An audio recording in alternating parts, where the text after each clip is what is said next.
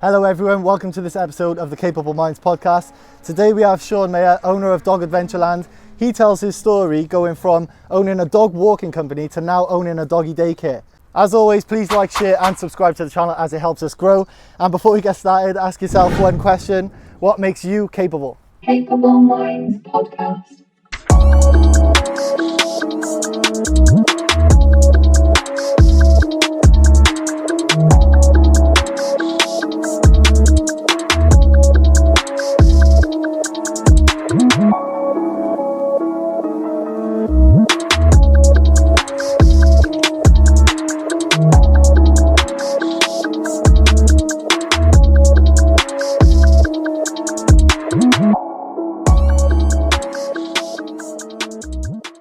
Okay, Sean, thank you very much for speaking to me today on this Sunday.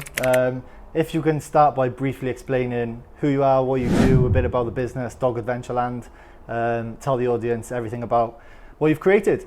So my name's Sean Mayer. I started Dog Adventureland, well, the planning process started in October 2020, but the vision came to life in June 2021. Well, the planning process started to what I produced was totally different from what I started with. Yeah. So back in October 2020, I knew I wanted to do something more than what I was originally doing, which was dog walking, which I left my A-levels to do. I think it was my AS. Yeah, I didn't complete my AS, so I went straight from GCSEs to school, to A-level. Didn't enjoy it. Kind of was like, do you know what? Kind of follow the norm, maybe do my A-levels, do a degree, and then when I was like, no, I'm really not enjoying this, it's not for me. So I continued my passion as a side hustle. I was doing dog walking for my neighbours, so I was like, oh, maybe I can turn it to a full-time job. Yeah. I remember leaving and like my teachers were like, dog walking for a full-time job, like, come on. They're so pessimistic sometimes, aren't they, teachers? I remember one of them, he was like, I'll see you back in here next year then. And I'm like, right, I kind of now... That gives you the drive then, yeah, I'm doesn't it? drive to like, do you know what, I'm going to prove you wrong. And thankfully I didn't go back the year after. Yeah. So did that for, I think it was about 7 years. Alongside my mum, my brother was doing walking at the time. But I knew I kind of wanted to bite into something more. I wanted a bit more of a challenge. So lockdown happened and it kind of made everyone kind of go like, what to do? Because, you know, I was self-employed, so it's kind of like... Yeah, of course. What now?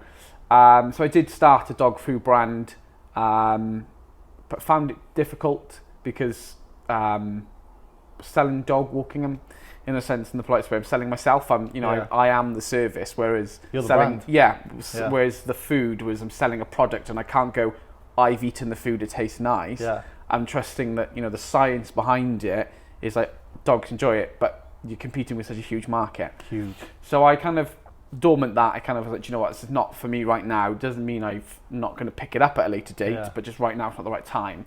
But I've always had the passion of wanting to find like a one-stop shop for dogs. It had everything like daycare, boarding, training, grooming, the whole thing. So I started that, and I was like, where do I start? So I did find the Big Ideas Wales website, went through there, and I had an advisor, and they helped me through that. Long story short, they helped me out with all my planning, and was going to open up in an industrial unit, fake, all artificial environment for the dogs. And I was like, okay, things messed up, didn't turn out to plan. So I was like, right, let's go back to basics. What is my passion? It's animals. What is it? It's dogs being happy. Where are dogs most happy? In their natural environment. Yeah. What's better then? Is it indoor, outdoor? Outdoor it is. So scrolling through Facebook one morning, like I think like 5:30 in the morning, don't know what I was doing at the time. And a field was up for rent, and I was like, do you know what, I'm just going to ask the guy whether he'd consider it. So we did, and that's where Dog Adventure started. Then we started up in the field with 6 dogs. I think we had a gazebo for some shelter in June. Yeah, that's class. And slowly just grew it from there then. So I think by December 2021, we were having about 20 dogs a day daily. So, from 6 to 20 in, 6 months, I was quite happy with that, and, quite proud of ourselves. So that's pretty much Dog Adventure at the from the beginning. Yeah. So if you bring it back to like your upbringing sort of thing, like where did the passion for dogs and animals and that come from? Like, did you have a family pet when you were younger? Yeah, so always had so we grew up with a golden retriever called Simba. always had a passion for dogs. I can remember like when I was like 6 and 7, kind of wanting to be a farmer. Yeah. I used to go down to like the local fields at the bottom and pretend I was my own farmer, so I could like look at the field, be like, there's my sheep there, there's my like cows there, etc. Go home, pretend like fill out invoices for ordering food. So I remember that much, and I think I always just like, oh, maybe I won't be a farmer, and then I'll become like a police dog handler. It was always a job role I was looking for with animals. And then I happened to bump into this lady outside the fish and chip shop. I was riding a three-wheel scooter, and she goes, Good old trikes. yeah, and she was like, do you know a dog walk? And I was a bit like, I'm like 12, like, no, I don't. However, I'm happy to walk him if you want me to. Yeah. And from there onwards, then I walked George, and then I walked another dog called Thomas, and that was my little side hustle while I was in school. Classic names. Yeah, the proper like George and Thomas. yeah. So did that as like a little side hustle, and then once I kind of knew that school wasn't really for me, then I kind of started the brand, if that makes sense. So I started off with a company called Daycare. Yeah. It's still running now, but slowly kind of weaning that one off to kind of focus solely on Dog Adventureland. So in terms of when you moved to Dog Adventureland, then like what sort of, you can give the audience kind of an idea of what you offer as a business to dog owners. Okay, so we're quite unique in what we do as a service. There's a plenty of like daycare environments around, but we like to specialise in dog can be dog.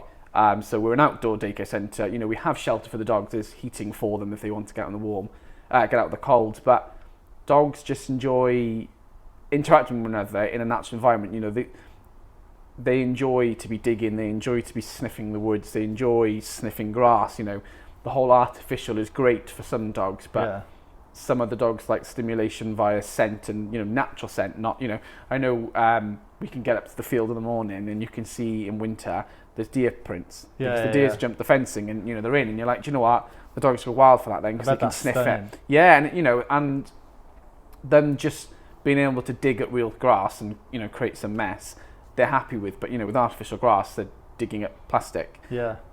So yeah, we offer a unique pick up and drop off. So all the owners have to do is book online, and then we do the rest. We pick them up, we drop them home, and we try our best to keep them as clean as possible. You know, wash them down. Yeah. But, you know, with the winter we had just gone, that wasn't the easiest. But yeah, we kind of like to offer the whole like nutshell at the moment. Yeah. That's good. And I'm guessing you have like real long-term dog clients. Yeah. So we have, you know, we've had some that from when I started PB Dog Cares walking, they've kind of followed my journey, and they've joined us within Dog Adventureland.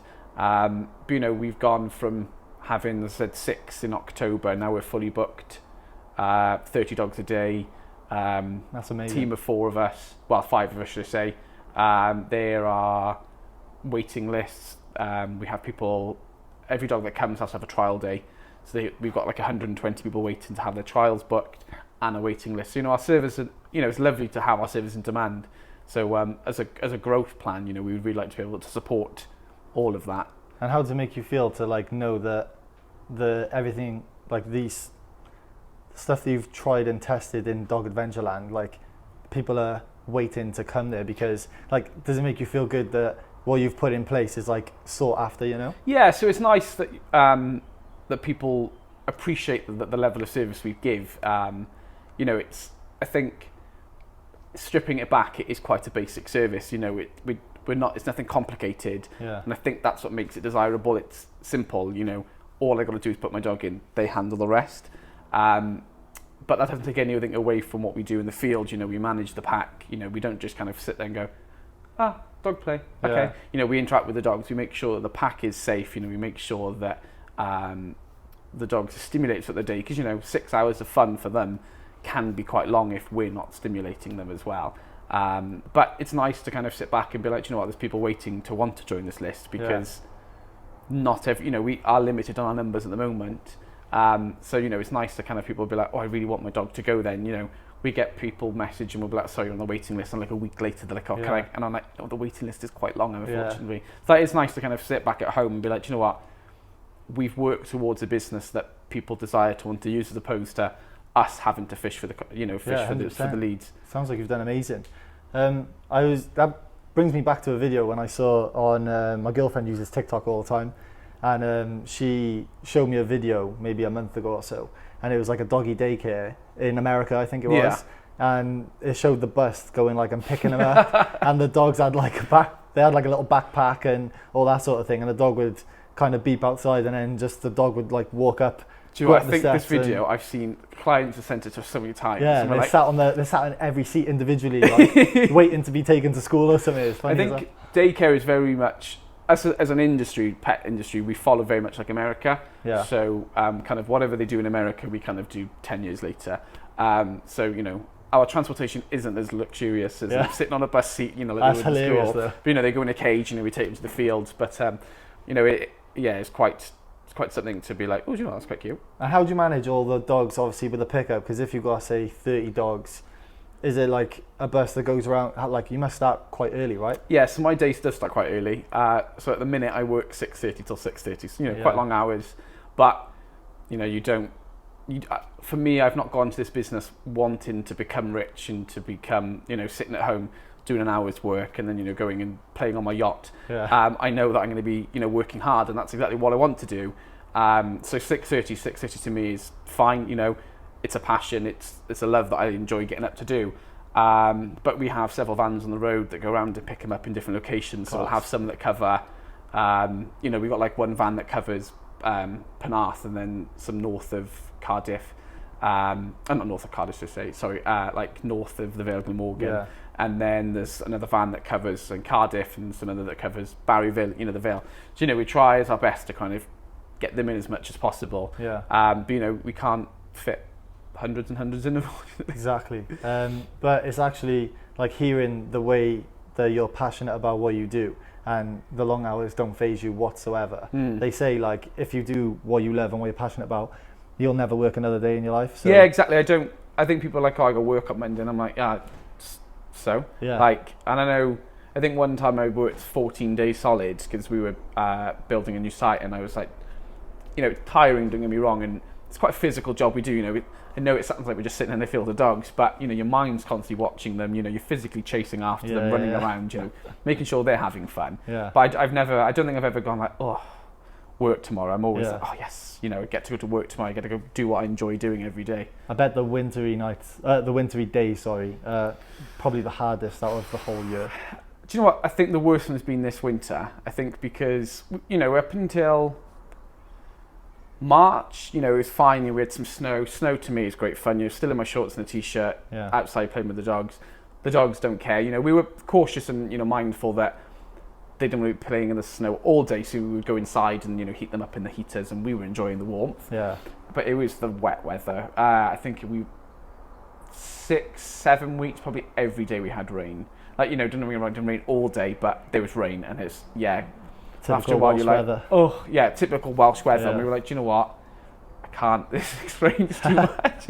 I bet the sunny days are like, they're welcomed, aren't they? Yeah, they're very much welcome, but sometimes I think this is just typical Welsh people, or, you know, typical British people. We moan when we've got too much rain, and we've got too much sun, we moan. So 100%. Like for us at the field, we're like, the perfect weather is like 13, 14 degrees, dry. In between, like. Yeah, literally, I think we've got 2 weeks of that. Yeah. This episode is brought to you by Envio Apparel, an activewear and lifestyle brand, and you can get 15% off your whole order with code CapableMinds15. Check out envioapparel.com or on socials, EnvioOfficial. Let's get back to the podcast. So talk to me a bit more about how business, Big Ideas Wales, helped you set up, like how did that come about? Did you already start the process and then you got their advice, or was there something that you sort of stumbled across before you started the ball rolling? So I already had PB Dogcare, so didn't really know about the free advice that we can get in Wales. But it was when I started Dog Adventureland, I knew, because we weren't,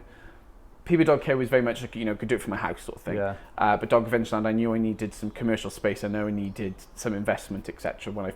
That was the original plan.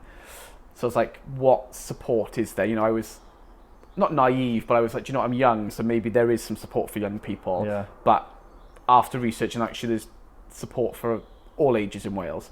So I stumbled across the Business Wales page, which then led me down the Big Ideas Wales page. And I remember doing a seminar with them, and it was just a booklet. You fill it out, very basic, what you're looking to achieve, basically. So they can then get you a free advisor, that's kind of best suited for what your desires and needs are for a business to help you grow.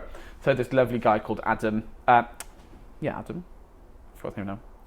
Hopefully Adam. I think his name's Adam. Yeah. I talk about him a lot. And he was phenomenal. Like the advice he'd give, cash flow forecasting, profit and loss accounts. I would not have been able to do that by myself, because you've got so many things to juggle, and to predict your amount of sales and tax you'll be paying was just like poof for me. So I was like, do you know what? This is invaluable. Like I never would have thought I'd have had it for free, and then completed it. It got to the point where I was going to launch Dog Adventureland, but things had changed. We weren't doing it in a commercial. We were going outdoors. Yeah. So kind of used my service, what I needed to get from them, and then kind of was in the real world. But there's always still that touch afterwards. You still get some advice kind of continued for a little bit. Yeah. And then I think it was about a year later, I was fortunate enough to be asked to become a role model for Big Ideas Wales. Oh yeah. So we get to go to like primary schools, high schools, universities, to go and inspire the next generation of entrepreneurs. That's amazing. So that's quite fun. So I do quite a lot with like Careers Wales. Yeah. So they're in charge of like looking after primary schools and high schools. And we just literally go and talk to students, 30, 40 students at a time, and describe my journey, what I had from Big Ideas Wales, because I don't think people are aware of the free advice that we get in Wales. So I quite enjoy that, because I've kind of done the full circle. I've used the service, and now I'm going and telling people about what Big Ideas Wales can offer. So that's quite, it's nice, and I feel proud that I can go and give something back from, after taking something. Yeah, it's good that organisations like that help spur like the next generations of entrepreneurs, because Wales is such a small country in comparison to say England. Yeah.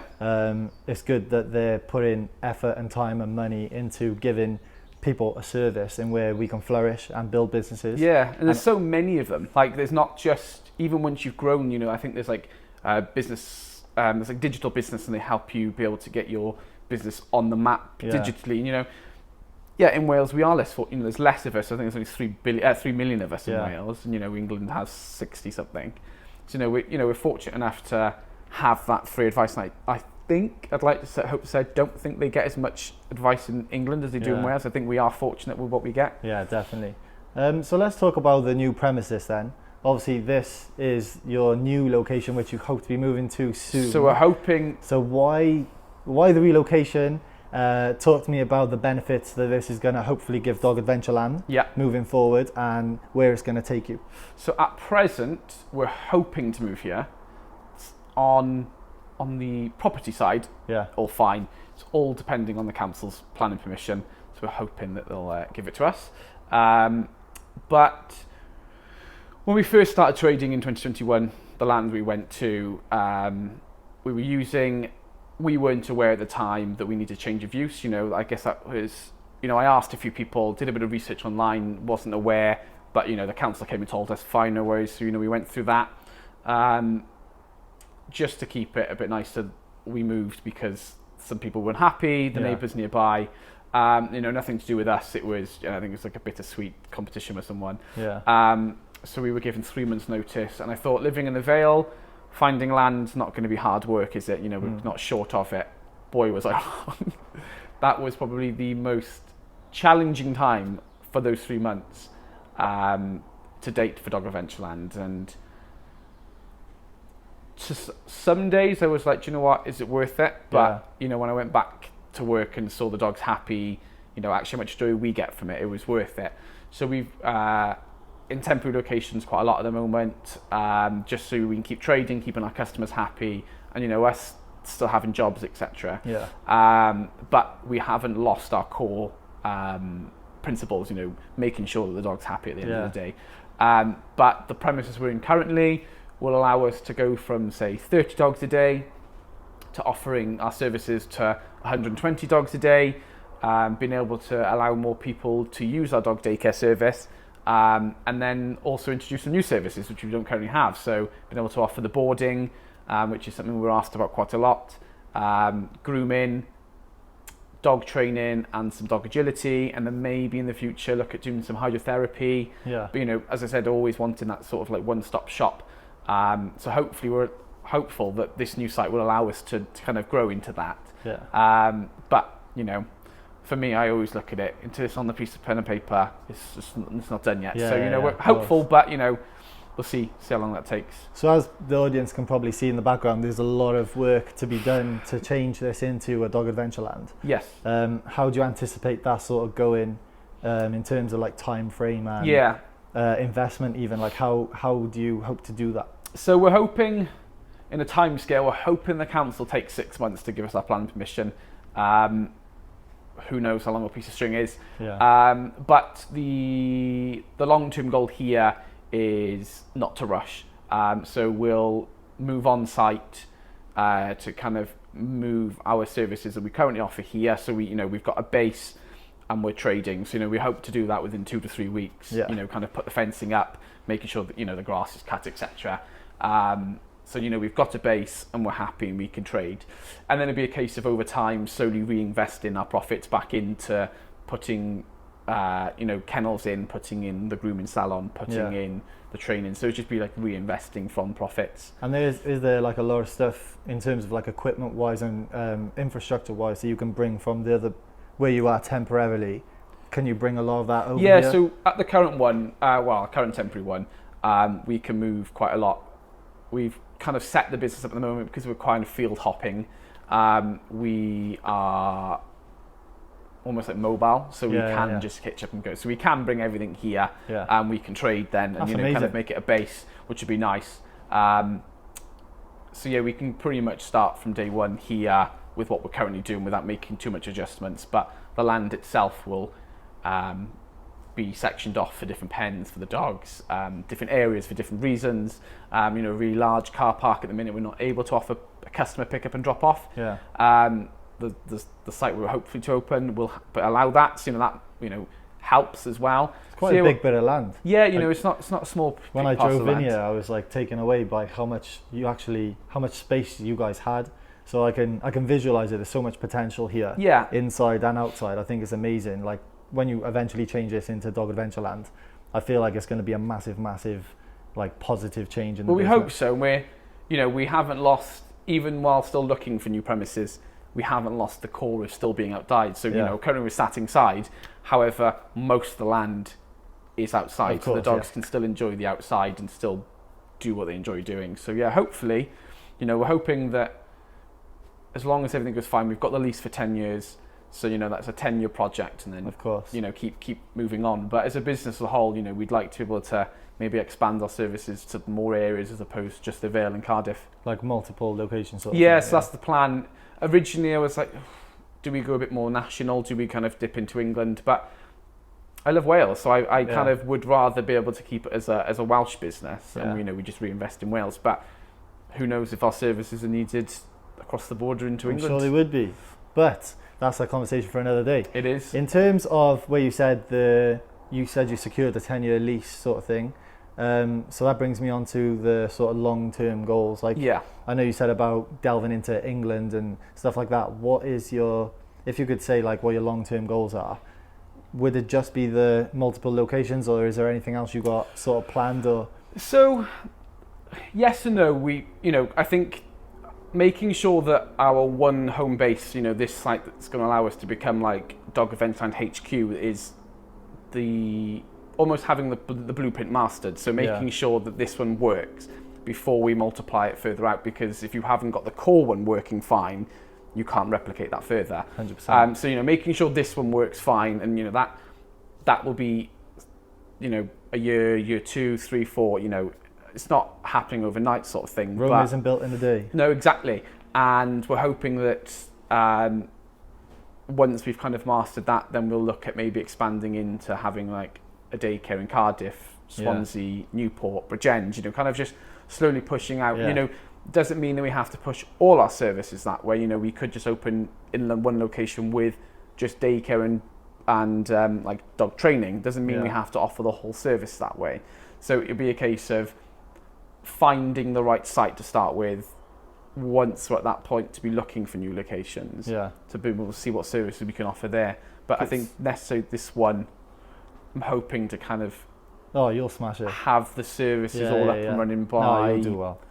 Hoping to have boarding open if plan is submitted this year, have some boarding facility open by summer next year. Yeah, that's amazing. It's quite a close knit business, right? So it's like family. Yeah. Obviously, Matt, your brother's doing it. Yeah. Who else is involved? So, so I own the company and run it, but my brother and my mum help me. The day-to-day ticking's over, and then we have 2 new staff members, Chloe and Kimberly, who joined us in April, and they were the first time we've employed, and we say to them on a daily basis how fortunate we are to have 2 new staff members that are just pretty much perfect. Yeah.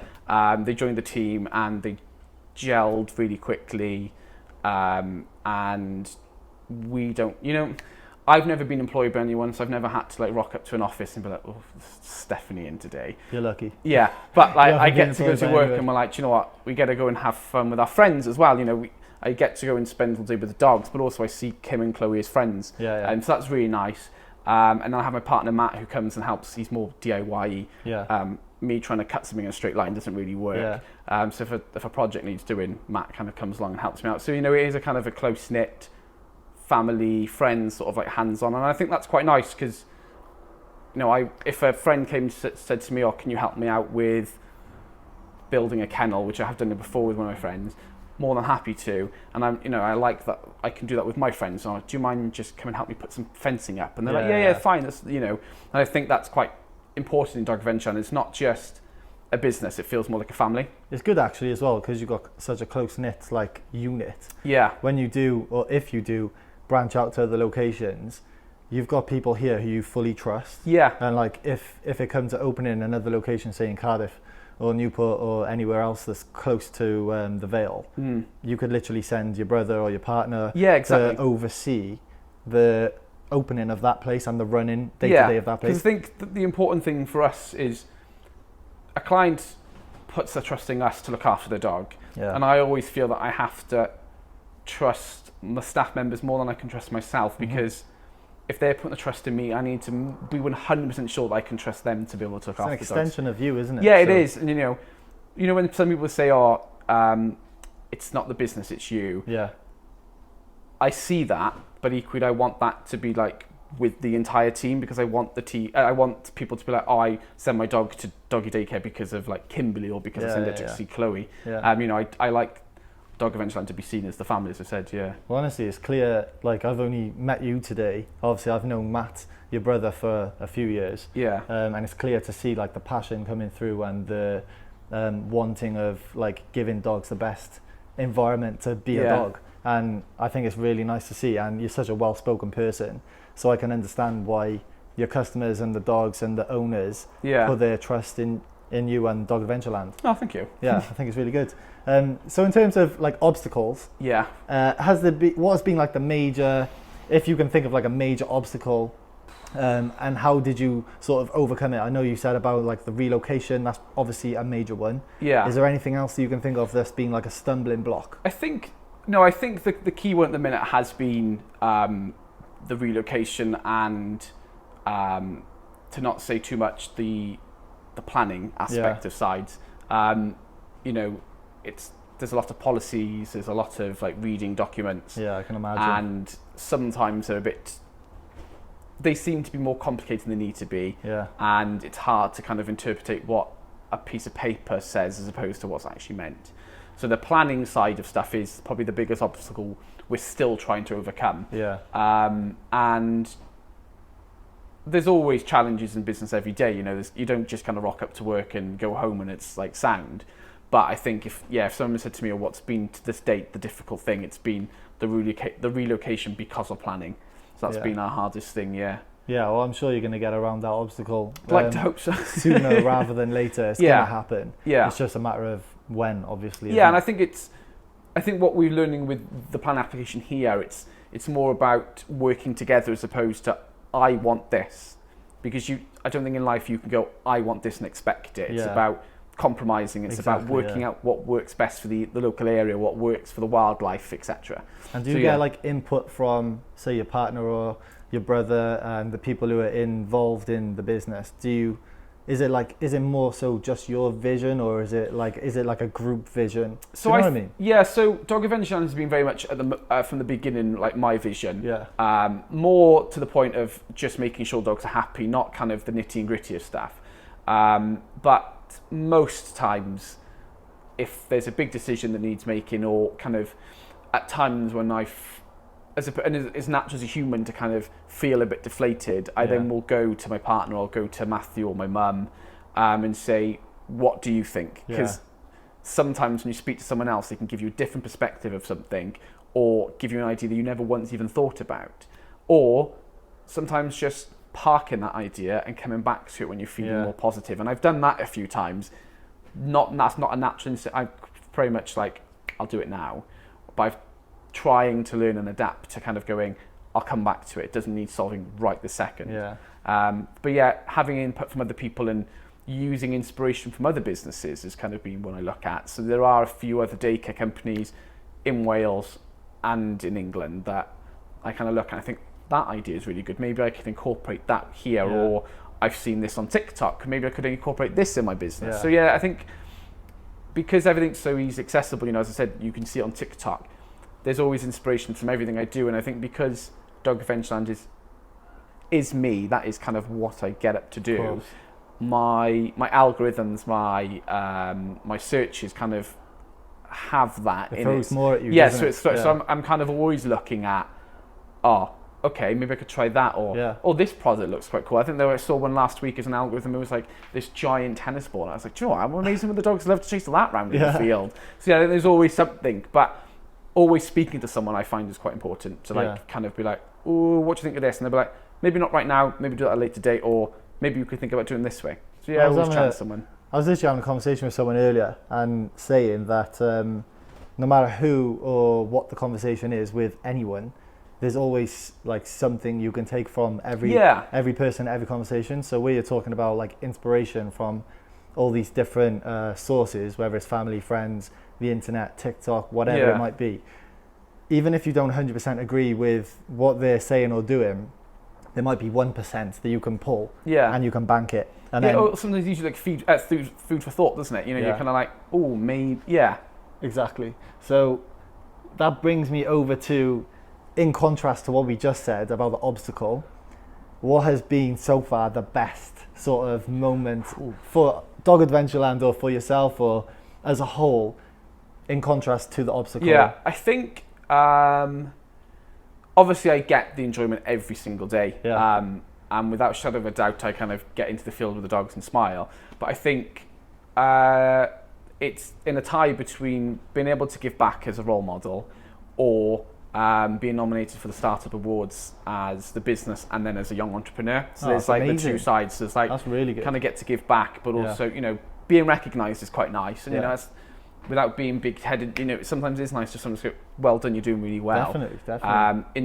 Especially sometimes when it feels like everyone's against you. For someone to go, congratulations, I recognise your hard work, it's quite nice. So I think it's the toss-up between the Startup Awards, which we find out in less than 2 weeks. I'm rooting for you. And then, becoming a role model. That's amazing. And like being awarded or even nominated for something like that, like how did that make you feel? Like that's like, I would be buzzing. Do you know what I mean? So I think I remember I was on I remember exactly where I was. I just dropped off a dog called Winnie.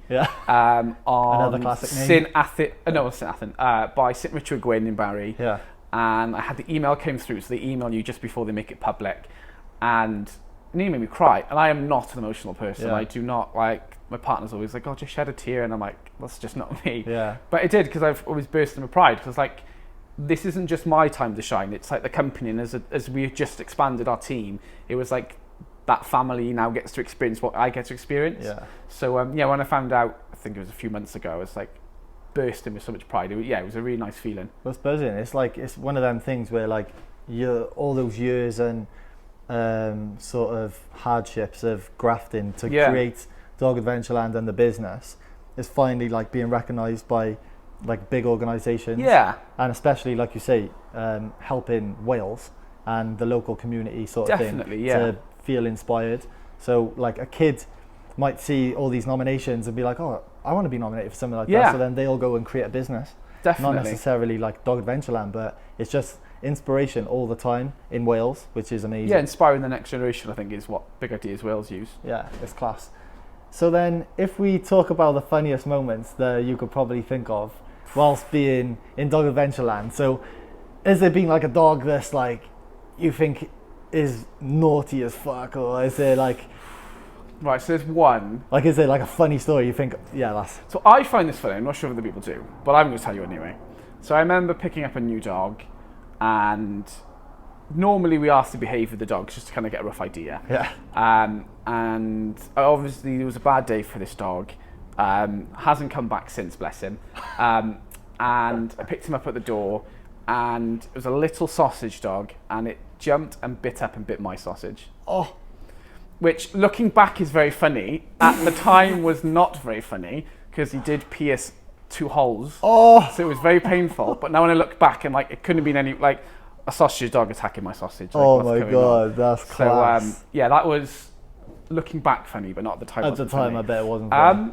But I think it's just watching dogs being retards. Like Yeah. dogs, once they are allowed to do what they want to do, Yeah.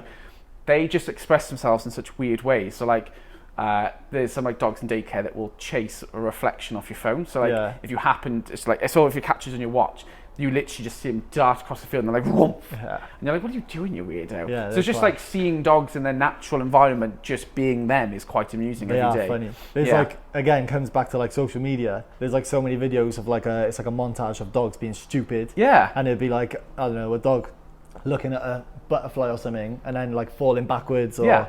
be a dog falling through something, or chasing their tail, anything like that. It's It's like hard to go from like, they're funny, but they're also really cute at the same time. You're like, how does Yeah. that work? But yeah, no, they are class. They they're are good so animals. funny. I love dogs. Are there any other animals that like you love, or is it?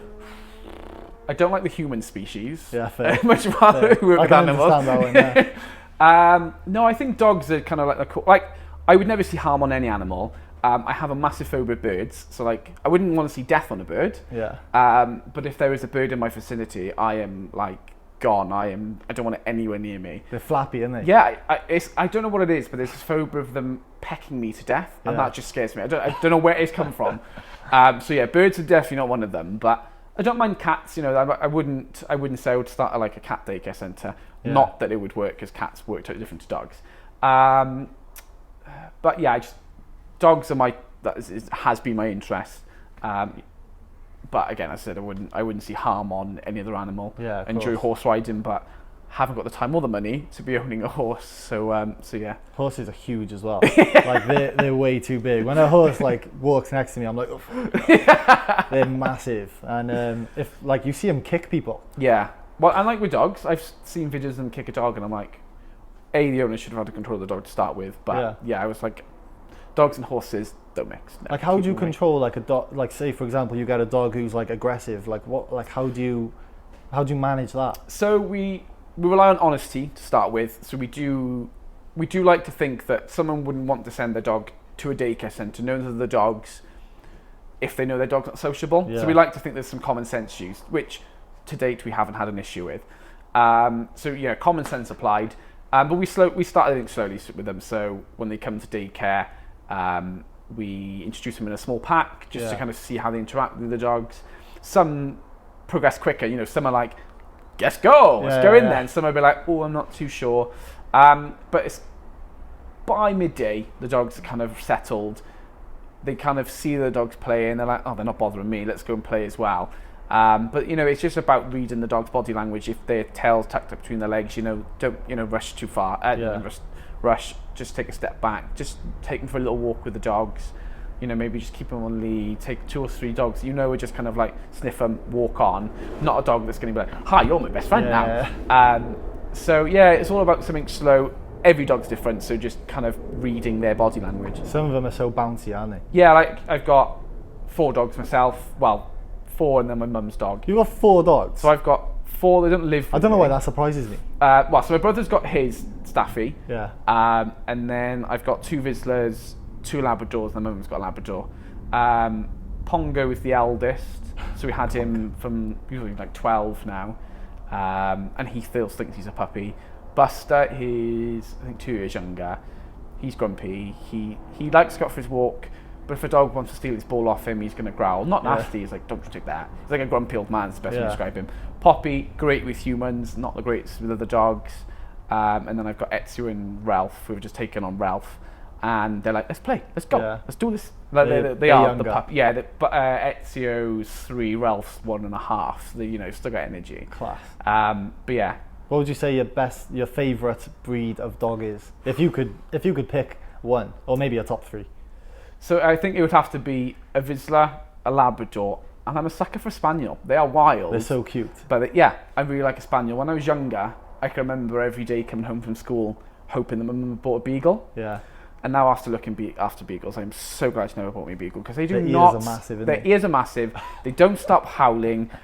Sometimes they don't really call very well. They're lovely and they're really cuddly, but they're a bit gobby for my liking.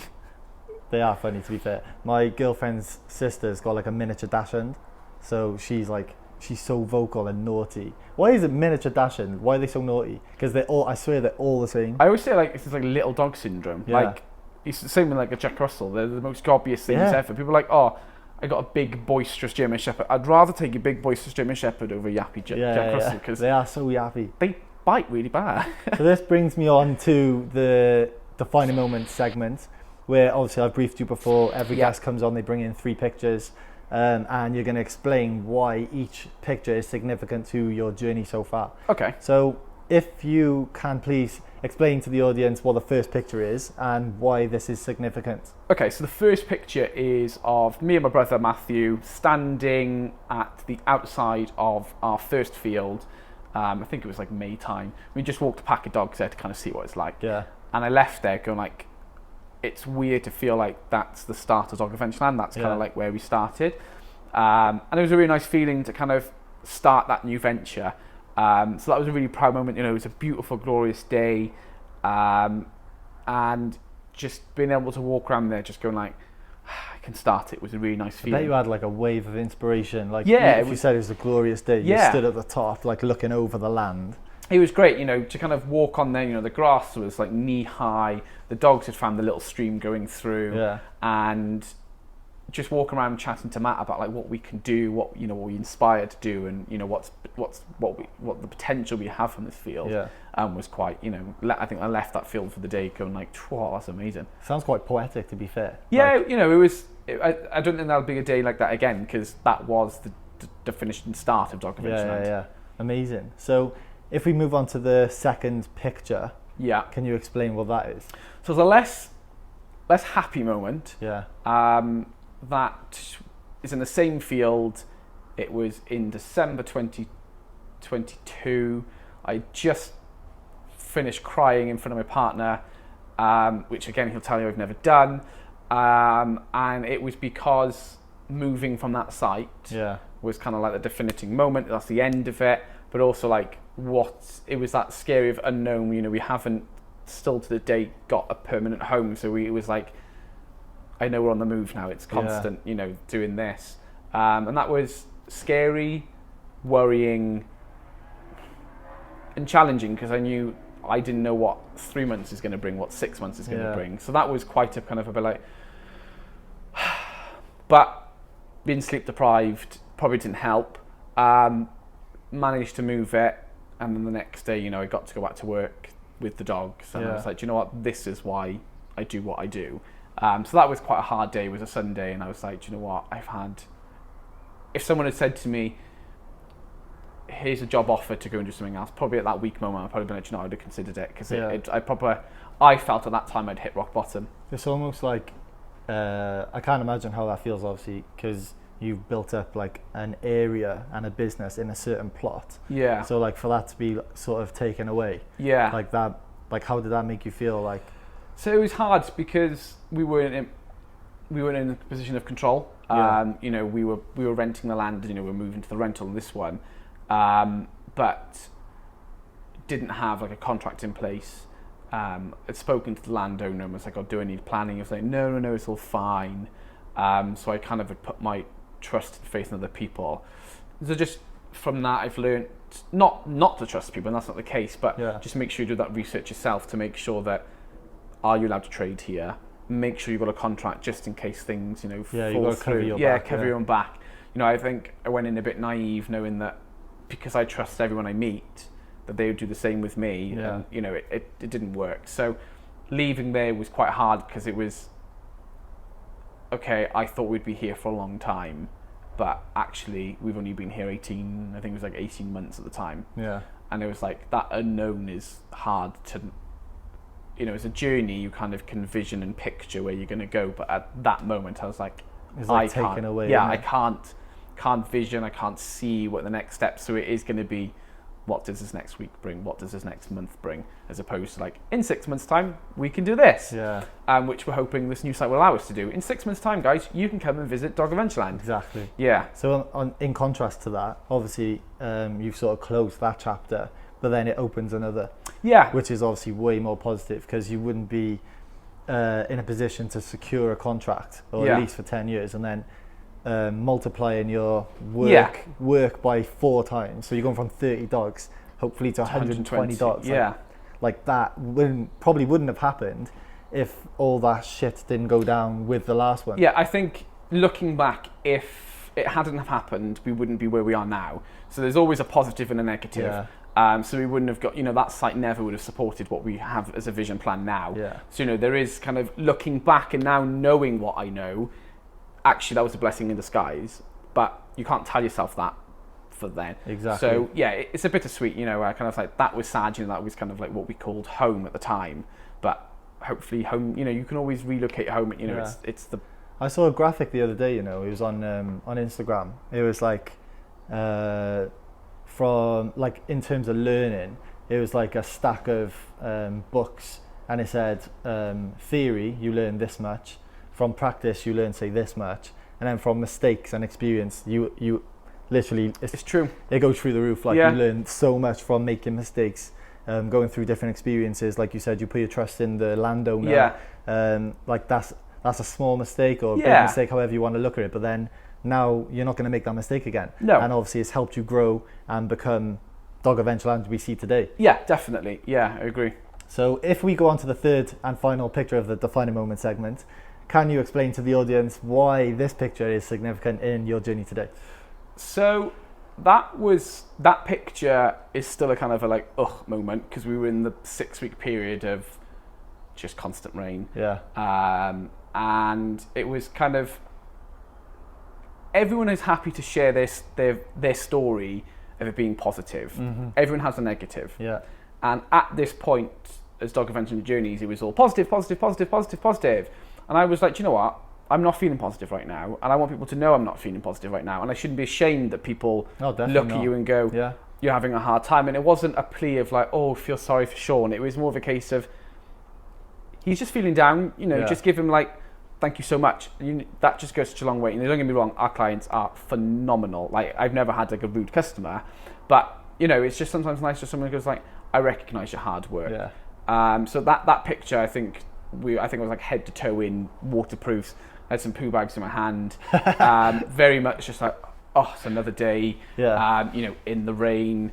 The dogs make it, way more enjoyable. If I was standing in a field with no dogs, I think I'd be like, what is this about? That'd be depressing. But I think that was taken in like beginning of April, and then our journey of starting this new premises started on the 28th of April. So it's like how much things can change really quickly. And it's a really negative, like at that time it was a really like, moment for me.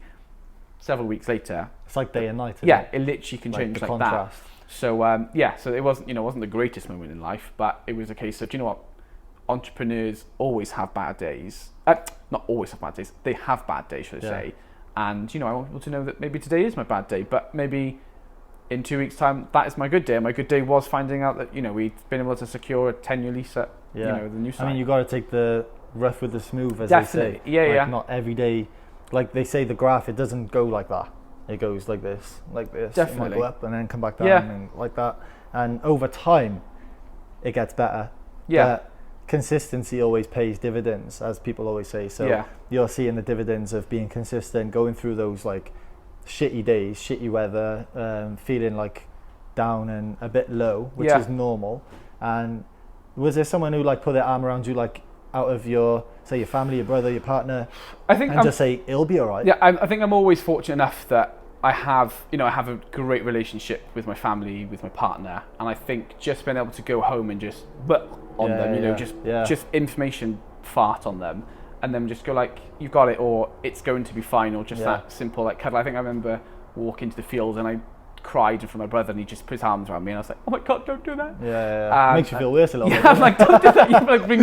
Yeah. But it's those moments that you can kind of just go like, they've got my back as much as I've got their back. Yeah, it's amazing. So this is bringing us to towards the end of the podcast now. Is there anyone who you think would be ideal to come on as a guest and speak about their journey? Like, do you know of anyone you think I would love to hear their story? I'm not saying we can get them on, by the way. We might be able to, we might not, we'll see. But is there anyone that springs to mind? Not right this second, but that doesn't mean that there isn't one. Yeah. Because there's always people that I'm scrolling through and I see and kind of pick up some sort of information from. But at present, I can't. No, I don't think there's anyone that like springs to mind. Yeah. You can have a little look. Yeah, and I'll leave a comment in the And when I upload the video, the edited version, obviously, you can leave a little comment of. Yeah. Oh, by the way, actually, I thought of this someone. one. Yeah. So, in terms of like a top tip that you can give the audience at home to take away with them after watching the podcast and hearing your story, is there something that you wish maybe someone told you from like back in the day, or is there something that you always think of in business that makes you feel a little bit better? I think there's quite a few.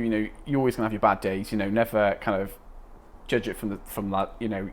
As an entrepreneur, as a business owner, you are the driving force of it. So you are gonna get smacked, but don't let that defeat your passion. But I think the important one is, especially when I go and do my role models, is do something you enjoy. Don't start a business because you want money. Money isn't everything. Don't get me wrong, people having nice cars, nice houses, great, but it's not going to make you happy. So do something you enjoy, do something you have a passion in, and I'm fortunate to have found that, and I have a passion in dogs, so I feel like I have found my calling, which is Dog Adventureland.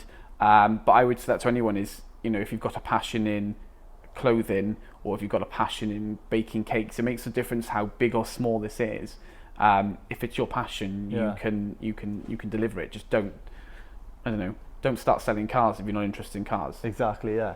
And I think doing something that you love and what you're passionate about is always going to make you more, say, productive. Yeah. So you're always going to be more productive and more motivated to go and make something work that you enjoy, because it doesn't, like we said earlier, it doesn't feel like work. No. So when we're going into work and we're pushing the business, to us it's just another day of doing something we love. Something we enjoy. But if we were doing something we didn't enjoy, it's like, I can't be asked. Like, imagine someone said to you, can you try and sell fast food? Yeah, like, nah. You'd be like, it's not kind of what I enjoy doing. It's not me. Yeah, exactly. Same as someone said to me, can you go and sell some clothing? I could try, but doesn't mean I'm going to enjoy it, because that's not what I enjoy doing. Do your passion, people. Follow your passion. Definitely. So thank you very much for coming on the Capable Minds podcast. I wish you every success with Dog Adventureland, and I look forward to seeing the journey over the next few months, and I will definitely be coming back to have a look at how it doesn't look like this. Yeah, how it's all gotten on over the next few months. Amazing. As always, guys, please go like, share and subscribe to our channel, as it helps us to grow. I'm going to link Dog Adventureland's website and their Instagram handles in the bio, so make sure you go and check that out. Stay up to date with everything that Sean's doing, and Matt and the whole gang, and I'll see you on the next one. See you later.